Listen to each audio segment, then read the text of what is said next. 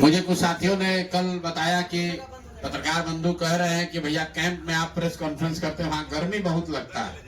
तो भैया कभी कभी आप लोग भी गर्मी का मजा लीजिए, ताकि बिहार की जनता किस परिस्थिति में रह रही है उसका एहसास आपको पहले से भी है, थोड़ा थोड़ा उसका अनुभव हम लोग को साथ में भी मिल के करना चाहिए। आप सबका इस गर्मी में आने के लिए स्वागत। और सबसे पहले दिल से अपने बड़े भाई आरसीपी सिंह साहब का इस व्यवस्था बदलाव के अभियान में जुड़ने के लिए, साथी बनने के लिए इनका हृदय से धन्यवाद कर रहा हूं, इनका आभार व्यक्त कर रहा हूं। अब आज से सबसे ज्यादा टीका टिप्पणी लोग करेंगे कि आरसीपी जी जनसुराज में शामिल हुए, कि प्रशांत किशोर गए, कि कौन ऊपर था कौन नीचे था। मेरे भाई जितने लोग बिहार की राजनीति को कुछ वर्षों से देख समझ रहे हैं, 2015 में जिस महागठबंधन की चर्चा आज तक हो रही है, जो केस स्टडी के तौर पर देखा जा रहा है, जिसके द्वारा मोदी जी और भाजपा का विजय रथ यहां 2015 में रोका गया था, उसमें लालू और नीतीश जी साथ में आए। उससे पहले आरसीपी और प्रशांत किशोर साथ में आए थे, तब वो व्यवस्था बनी थी। तो इसको मैं उसी संदर्भ में देखता हूं। इनका लंबा प्रशासनिक और राजनीतिक अनुभव है। संगठन और समाज, बिहार के संगठन और समाज को समझने और उसके साथ काम करने का जो अनुभव है, बिहार में बहुत कम ऐसे लोग हैं जिनको इतना लंबा अनुभव है। प्रशासनिक अनुभव की तो मैं बात ही नहीं कर रहा हूं। प्रशासनिक अनुभव के तौर पे तो आप जानते हैं, ये आईएएस अफसर रहे हैं, यूपी में लंबे समय तक काम किया है, नीतीश जी के साथ काम किया है, मुझे वो बताने की जरूरत नहीं है। लेकिन मैं जो देखता हूं, मैं भी बिहार में हजारों नेताओं से, लोगों से मिला हूं। मैं समझता हूं कि बिहार के समाज के विभिन्न वर्गों की, बिहार की समस्याओं की और बिहार के राजनीतिक संगठन की, चाहे वो जदयू हो, भाजपा हो, किसी भी दल की, तो जितनी समझ आरसीपी साहब को है, वो बहुत कम लोग उस समझ को रखते हैं। इसलिए अगर ये आज हम लोग साथ में दोनों आ रहे हैं, तो इसका बहुत बड़ा फायदा बिहार की उस सोच को, ये मत कहिए कि धनसुराज को फायदा होगा, उसका बहुत बड़ा फायदा उस सोच को होगा, जिस सोच में लोग चाहते हैं कि बिहार में एक नई राजनीतिक व्यवस्था, एक नया विकल्प बने। वो विकल्प बने जिसमें कि अब बिहार में भी शिक्षा और रोजगार की बात हो, बिहार भी अन्य राज्यों की तरह विकास की दौड़ में शामिल हो, और जिन लोगों का भी ये सपना है कि अगले 10 वर्षों में बिहार देश के 10 अग्रणी राज्यों में शामिल हो, वो उस सपने को पूरा करने के लिए जो सेना, जो राजनीतिक फौज, जो फॉर्मेशन तैयार हो रहा है, उसके अगुवा के तौर पर आप आज से आरसीपी साहब को भी देखें। हम लोग भी उसी भूमिका में लगे हैं, और जो हमारे साथी बैठे हुए हैं यहाँ पर, तो चाहे रामबली जी हो, चाहे गिरी साहब हो, किशोर कुमार मुन्ना हो, हमारे अध्यक्ष श्री मनोज भारती जी हो, कुशवाहा जी हैं, या बहुत सारे साथी जो आरसीपी जी के साथ संघर्ष कर रहे थे। अभी यहाँ पर एकदम मैं उनका परिचय नहीं करा पा रहा हूं, तो मैं माफी चाहता हूं उन लोगों से भी। ये सारे वो लोग हैं जिनके मन में सिर्फ एक ही बात है कि बिहार फिर से वापस जंगल राज की ओर नहीं लौटना चाहिए, और नीतीश जी की आज जो स्थिति है, उसका फायदा उठाकर भाजपा पिछले दरवाजे से बिहार में कब्जा नहीं कर सके। इन दोनों लड़ाई को अगर लड़ना है, तो बिहार में एक मजबूत, सशक्त, ईमानदार विकल्प होना चाहिए, जिसमें नीतीश कुमार ने आज से 10 साल 15 साल पहले जो कहा था, जिसमें तीनों सी न हो, जिसमें क्राइम ना हो, जिसमें करप्शन ना हो, और जिसमें कम्युनलिज्म ना हो। ये बात कभी किसी जमाने में नीतीश कुमार जी ने हम लोग को बताया है कि प्रशांत जी, आरसीपी बाबू, आप लोग ऐसा दल बनाइए, जदयू का इतना विस्तार कीजिए कि जो मेरा मूल सोच है कि बिहार में वो दल बने जिसमें क्राइम, करप्शन और कम्युनलिज्म तीनों की जगह न हो। वही सोच, उसी प्रयास को हम लोग आगे बढ़ाएंगे। प्रशांत जी, और आज यहाँ मौके पर पार्टी के अध्यक्ष आदरणीय मनोज भारती जी संचालन कर रहे हैं, हमारे किशोर मुन्ना जी, और हमारे बगल में बैठे हुए हैं बिहार के नामी गिरामी पटना हाईकोर्ट के सम्मानित वकील हमारे वाई गिरी साहब, जनसुराज के सभी सम्मानित पदाधिकारीगण हमारे साथ। आप सबकी आवाज, पार्टी के बहुत सारे हमारे यहाँ पदाधिकारी आए हुए हैं, और मीडिया के सभी साथियों, सबसे पहले तो मैं प्रशांत जी को बहुत बहुत धन्यवाद देना चाहता हूं कि आज हम तो पिछले सप्ताह में नहीं सोचे थे कि 18 तारीख को रविवार के दिन आप सबकी आवाज पार्टी का विलय हम लोग जन सुराज में करेंगे।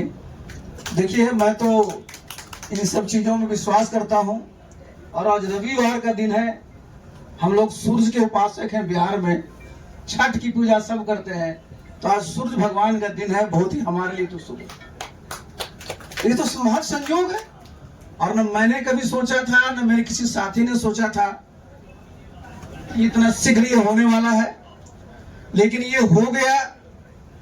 हम लोगों का ये जो प्रयास हुआ है, देखिए मैं इस बात को मानता हूं कि कहीं न कहीं से आशीर्वाद रहता है, तभी ये सब हो पाता है।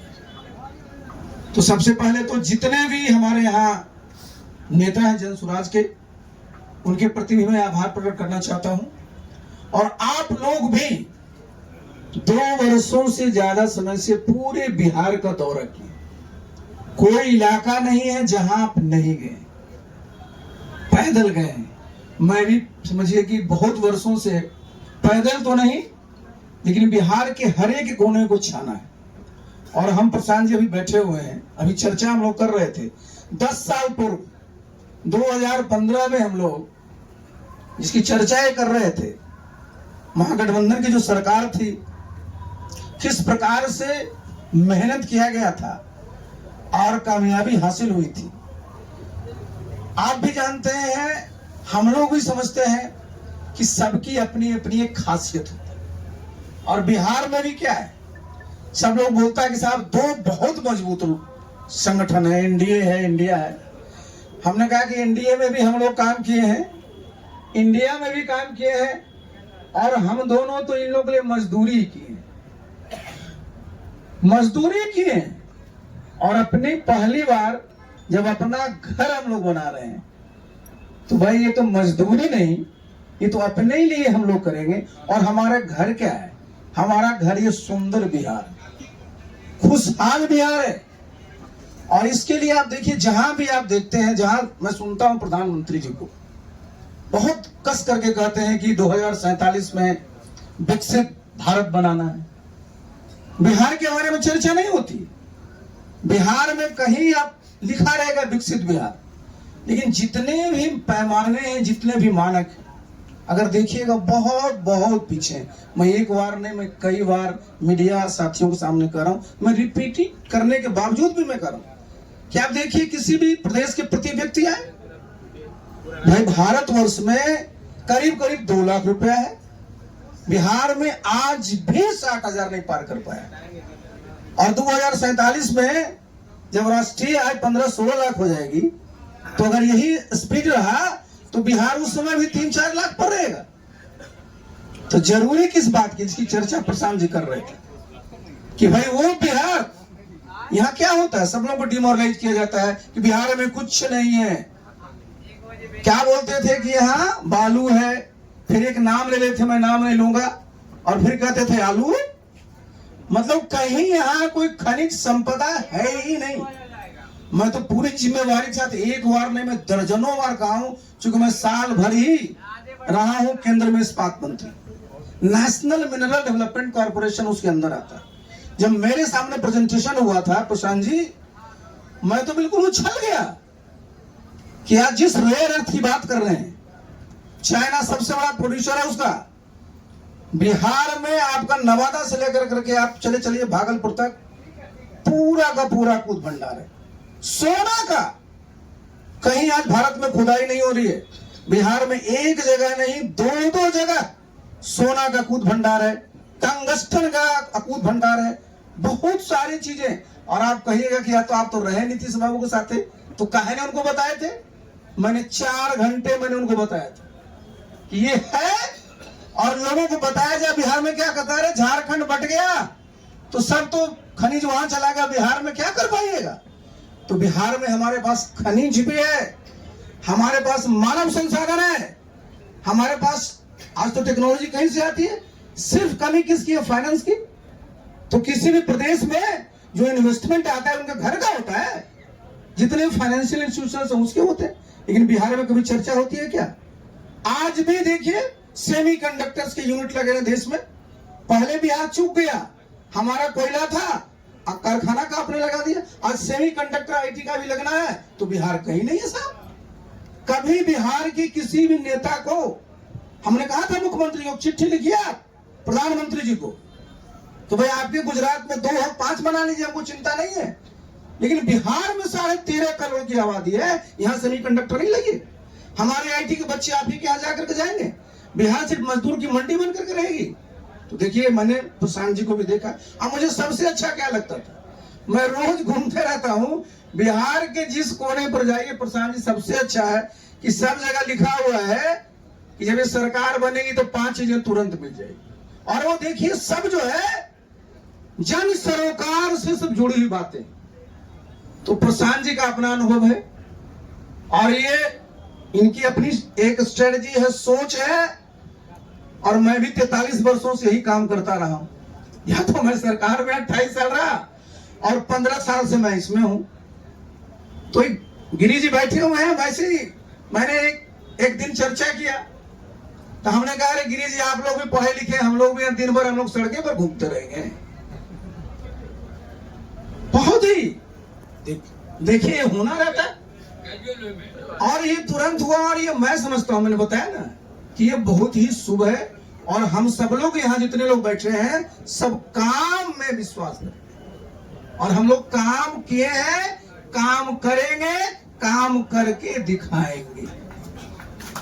और जितनी ताकत है हमारे कार्यकर्ताओं में उत्साह है और इस उत्साह को हम लोग जब जमीन तक ले जाएंगे तो निश्चित रूप से कामयाबी हासिल होगी। और एक मिनट खाली मैं ऐड करना चाहता हूं, आप लोग सब पत्रकार अनुभवी लोग हैं।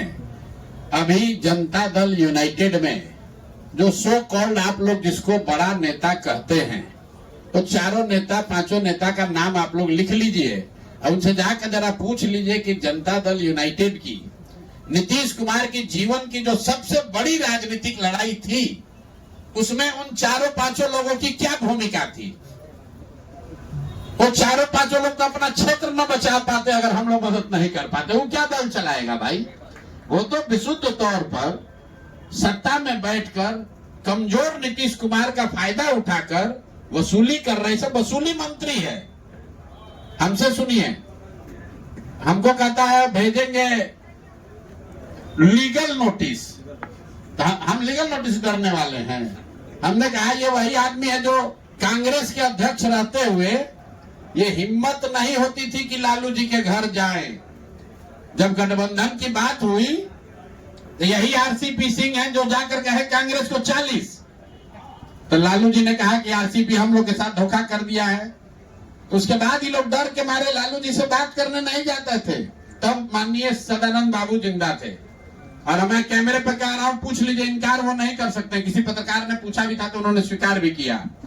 ये दोनों लोग सदानंद बाबू और तब के कांग्रेस के अध्यक्ष ये आकर हमारे कमरे में बैठे रहते थे कि प्रशांत जी लालू जी से आते बात कीजिए, हम लोग जाते हैं, बड़ा बेइज्जत करते हैं हमको और ये हम लोग को राजनीति सिखाएंगे। मेरे भाई, बस नीतीश कुमार अगर शारीरिक मानसिक तौर पर आज सचेत रहते तो इन लोगों की जो स्थिति पहले थी वही स्थिति आज भी रहती। जब वो मानसिक तौर पर सजग थे, सचेत थे, मजबूत थे, तब उन्होंने आरसीपी सिंह को रखा था, प्रशांत किशोर को रखा था। जब वो शारीरिक मानसिक तौर पर आज कमजोर पड़ गए हैं तो जो 4-5 लोग हैं वो सब वो गिद्ध हैं जो अब उनको नोच रहे हैं। उनकी गरिमा, उनका लेगेसी, जो कुछ भी नीतीश कुमार के बारे में बिहार के इतिहास में लिखा जाता अच्छा, वो आज गलत लिखा जाएगा।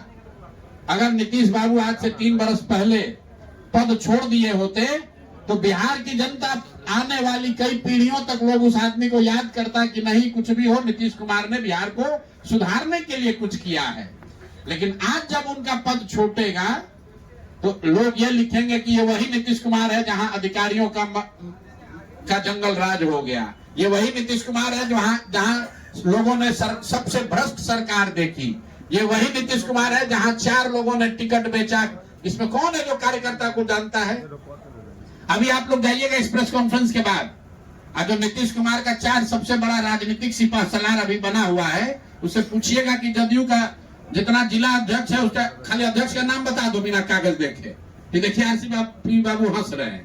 अरे सब तो कार्यकर्ता का छोड़िए, अध्यक्ष का नाम नहीं जानता है। नीतीश जी का बना लोगों ने मेहनत किया है, बैठ के मलाई मार रहे हैं। आरसीपी जी एक सवाल हाँ बोलिए।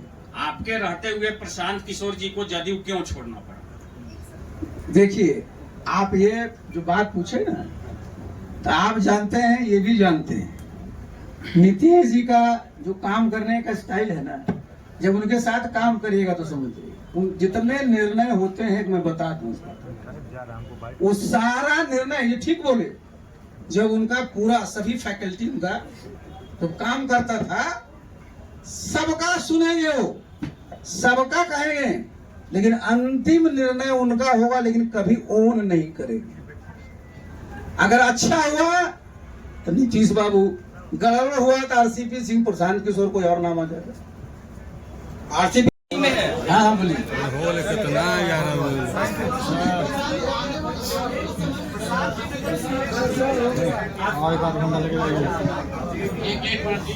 पूछ रहे हैं, क्या पूछे बोल से भैया? आरसीपी जी सीएम होंगे। चलो भाई, कम से कम इतना तो आप लोग मान रहे हो कि सीएम जनसुराज का होगा, है? मतलब यार इतने पत्रकार लोग, आप लोग तो अभी कोई कह रहा है बी टीम, कोई कह रहा है वोट काटेंगे, कोई कह रहा है कि भविष्य तो आप ही का है लेकिन 2030 में जीतिएगा।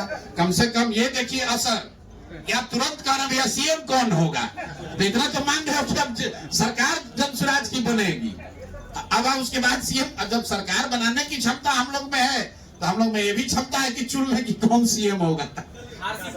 सर एक सवाल है, एक 3 सालों में 4 पार्टी बदले हैं, क्या इस पार्टी में कब तक है? विधानसभा तक है?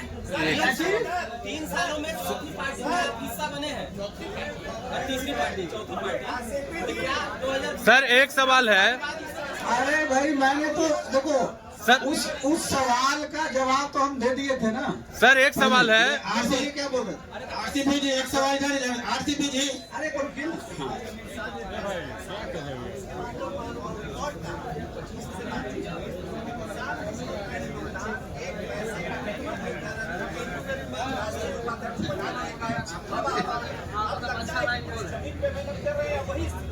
देखिए सुनिए, आपका जो वक्तव्य है ना, उस पर मुझे बहुत कुछ नहीं कहना, लेकिन ये बताइए जरा,